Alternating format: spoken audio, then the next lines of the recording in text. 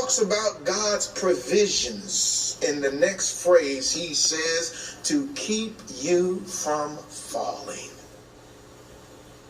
Now, we just mentioned several things about which God is able to comfort, able to do exceedingly and abundantly above all that we can ask or think, able to supply all of your needs, able to keep you, able to make you stand. But Jude has one very specific thing in mind, and it is the chief concern of many Christians.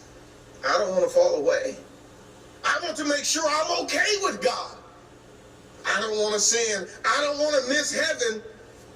You know, the book is about false teachers, mostly. We just said, verse 4 down to verse 16. Read it. He says, for certain persons, he begins there in verse number 4, and he says in verse 16, these are grumblers and murmurers. He's talking about them. They take up the preponderance of the book.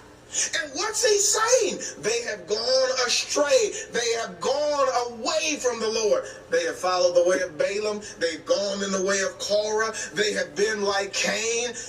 The result of these false teachers' actions, they're having an impact. How do you know that? Because he says some are doubting. Have mercy on them. He says some are in the fire. Snatch them out of the fire. And he says some have been, well, their garments are polluted. Save them. Have mercy on them. There are some, however, who are faithful. And he says with regards to those individuals, you'll find them in the first 3 verses. You'll pick them up again in verse 17, over to verse 21, and then he talks about those who are struggling, and he ends the book and he says, now to him who is able to keep you from falling. First, God is able. God knows the faithful. It seems a struggle sometimes for people to know, and sometimes for your own self to know sometimes. But I assure you this, God is able to keep you from falling because God knows who you are.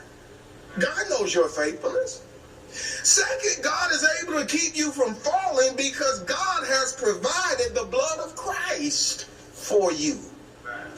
Go back to Romans chapter 8.